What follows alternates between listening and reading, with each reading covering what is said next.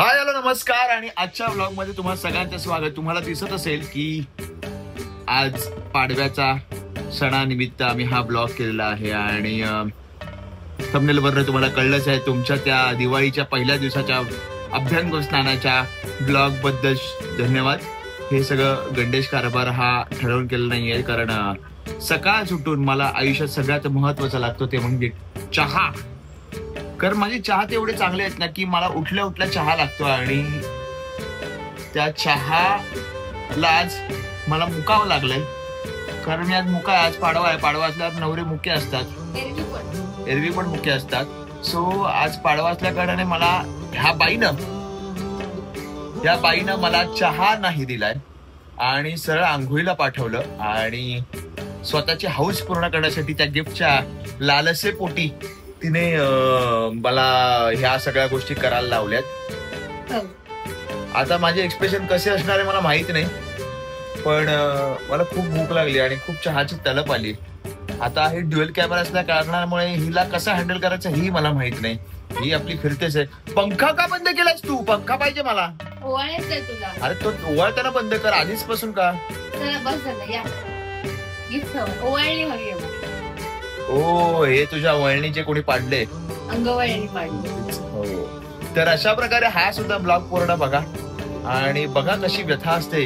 कशी नशिबान थट्टा आज मांडली. तुमचं लग्न झालं असेल आणि तुम्ही हा ब्लॉग बघत असाल तर तुम्ही तुमच्या नवऱ्याकडनं मजबूत गिफ्ट घ्या आणि जर तुम्ही नवरा असाल तर तुमच्या बायकोला मजबूत गिफ्ट द्या. तर आजचा दिवस मजबूत असणार आहे. म्हणजे आज बऱ्याच गोष्टी घडणार आहेत आमच्या आयुष्यात. त्याच्या सगळ्यात महत्वाची गोष्ट म्हणजे गिफ्ट मिळणार मला. माझं दात प्रचंड दुखते, दाढ प्रचंड दुखते. तर त्याच्यातल्या अंगातले किडे जे आहेत, माझ्या अंगातले किडे हे जे आता नशिबात आलेले आहेत किडे, हे जे नशिबात किडे आलेले आहेत ते तर साफ करायची वेळ आलेली आहे. त्यामुळे आजचा दिवस ब्लॉग पूर्ण करा.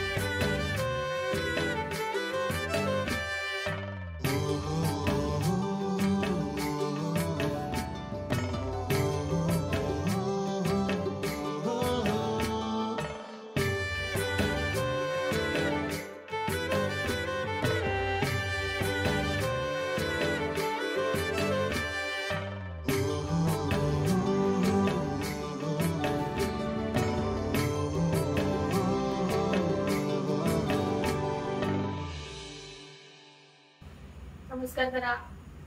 मी करायचं? अच्छा, ह्याला मला वाटतं तू करणार. नमस्कार केलाच पाहिजे. सुखी भव, खुश राहा, आयुष्यात आनंदी राहा. लाडू वाटले, चाल गिफ्ट आणले तुला माहितीये. तिकडे आहे का? बोल आहे का? बेडरूम मध्ये बघ. चल. दिवाळी, खरं तर दिवाळी हा सण दिवाळी काढण्याचा सण आहे. काही जणांसाठी, काही जणांसाठी एन्जॉयमेंटसाठी. तर फराळाचं ताट आपण एन्जॉय करूया. फराळाचं ताट आपण फराळ करूया. बेडरूम मध्ये मिळालं का? मी विसरलोय कुठे ठेवलं, बहुतेक नाही आणलं. पाणी दे ना मला, चांगलं लागेल. कपाळात बघ. झाली दिवाळी, आली करंजी. सकाळत मला चहा दे तिला. तर एवढा तर त्रास देऊ शकतो ना मी.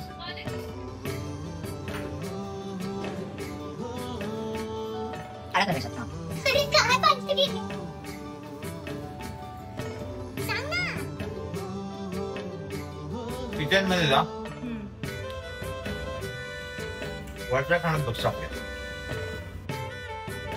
सांगून टाकलं शेवटी, म्हणलं जाऊ.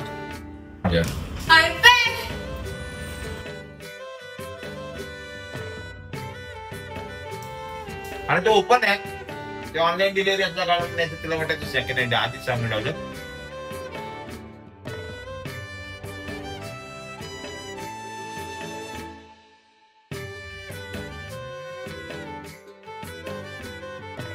आवडला?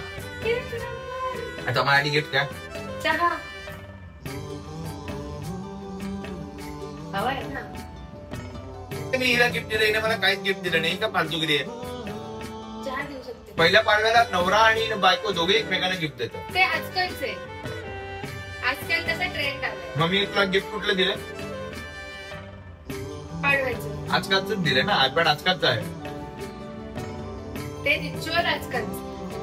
रिच्युअल, परंपरा, हा रिच्युअल हा आजकालची. हा. ओ, की एकमेकांना जायचं, नवऱ्यानेच बायकोने जायचं असं ऐकून आले. मग तू आजकालची पोरगी आहेस की जुनी पोरगी आहे? मी जुनी आहे, मी पाय पडले तुझी. मी आता तुला चहा पण करून द्या. I do not believe in equality. अजिबात नाही. तू जा, तू मेहनत कर, मी तुला जेवण बनवून दे. सॉर्टेड. मग मला गिफ्टच नाही मिळणार. घे ना, ह्याच्यावर मला मस्त एक पेन्सिल घे, त्याच्यावर मी स्केच काढ. डन. घे. डन. काय मागून मागितलं बिचारा गरीब गायने? पेन्सिल. ती जी पेन्सिल असते ती गरीब गायची पेन्सिल नसते, ती व्यवस्थित असते. ह्याच्यापेक्षा व्यवस्थित आहे. ठीक आहे ना, म्हणजे आता तू काजल मायाचा हिरो, त्याच्या मागे 2-2 पोरी नेहमीच पडतात. प्रत्येक सिरियल मध्ये 2 पोरी आहे, तर चेककेट पण प्रेमात पडली. तो किमान आयपॅड देऊच शकतो बायकोला. दिला ना मी, किमान काय दिला. काय आहे त्याच्या जेवढं? ठीक आहे ना. झाली दिवाळी, झाली. थँक्यू. आणि फराळ उत्तम केलेला आहे. अरे हा माझ्या आईचा आहे. पहिल्या तुझी आई दिवसात की माझी आई? माझी ती तुझी आई. 2 आया असल्याचा हा फायदा. एक ह्याची आई, एक माझी आई. फराळ दिवाळीचा सॉर्टेड झालेला आहे. तसंही माझ्या हातचा फराळ खाऊन म्हणजे ते ट्रायल अँड एरर नको होता. तिथे रिच्युअल नको मला. Thank you so much for the gift. ए चालू नाही. माझ्या घरी आलोय दिवाळ सणाला. कुठल्या सणाला? दिवाळ सणाला. दिवाळा सणाला. माहेरी आलोय, माहेरी. आणि मग जेवायला काय आहे माहिती तुम्हाला सगळ्यांना? बघा, जेवायला जावायला असं वाटणार कायमच आवाज वही असं वाटणार जेवायला. आता जेवायला काय ते बघा. आणि अशा प्रकारे आम्ही पोचलो माझ्या माहेरी आमचा पहिला दिवाळी सण साजरा करण्यासाठी, जिकडे होता अक्षयचा अत्यंत आवडीचा बेत म्हणजे आमरसपुरीचा बेत. आता हा आमरस ऐन दिवाळीत आम्हाला मिळाला होता, तोही फ्रेश चवीचा, एकदम ओरिजिनल हापूस आंब्याचा आमरस. तर आंब्याच्या सीझनमध्ये हा आमरस आम्ही काढून ठेवतो. पाणी, मीठ, साखर किंवा कुठलंही प्रिझर्वेटिव्ह न घालता डीप फ्रीझरमध्ये हा स्टोअर केला जातो. त्यामुळे जशीच्या तशी ओरिजिनल चव आणि फ्रेश चवीचा आमरस आम्ही खूप एन्जॉय केला. त्यानंतर आम्हाला दिवाळीचं एक खूप भारी स्पेशल गिफ्ट मिळालंय, ते तर तुम्ही बघालच. पण आता मला माहिती तुम्ही विचार करताय अक्षयचा आवाज का नाहीये आणि मी का व्हॉइस ओव्हर देते, तर त्याचं कारण तुम्हाला मिळणार आहे व्हिडिओच्या शेवटी. नक्की बघा.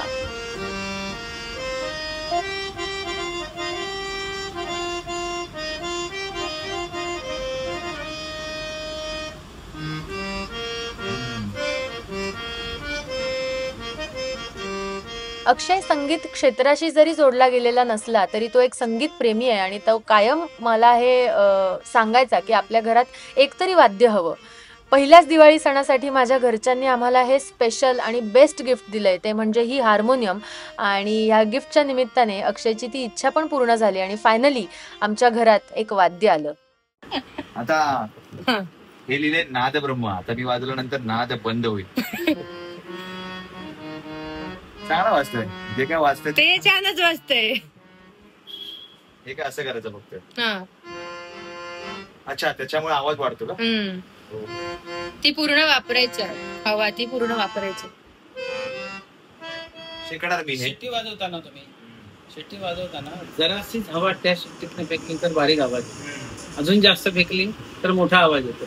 सेम हिअर, या भात्यातनं हवा आहे असं निर्माण करतो, ही दाबलेल्या स्वराच्या गॅप मधून बाहेर पडते आणि आवाज येतो. म्हणजे एखादा जर सिंगर वाईट असेल तर ह्याचा आवाज वाढवायचा.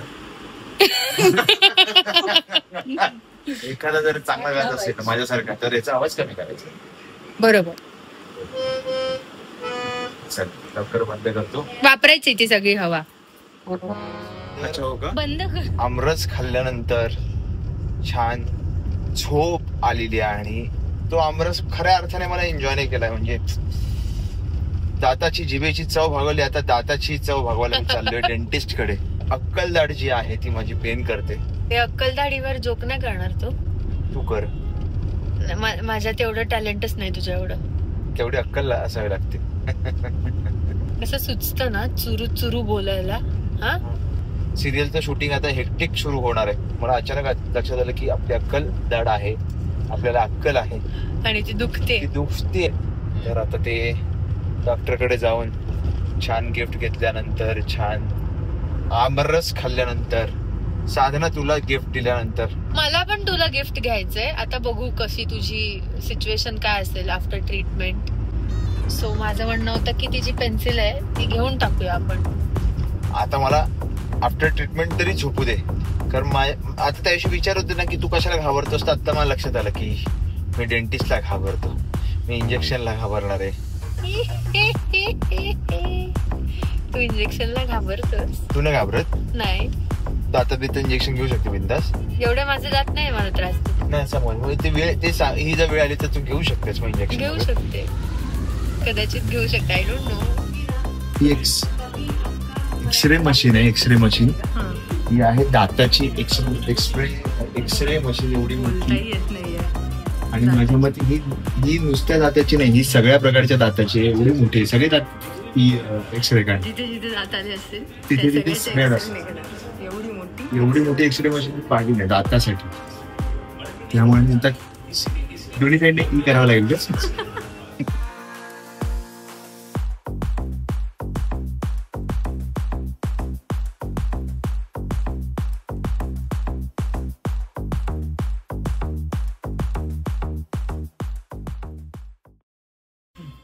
आपण थांबू एक 5 मिनिटं.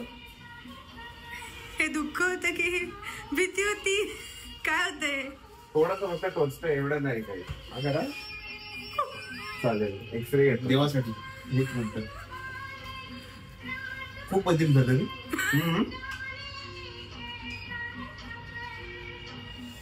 गाणं लावलंय तू मागे नूर आ गए. कसला नूर आ गया? धूर आ गया.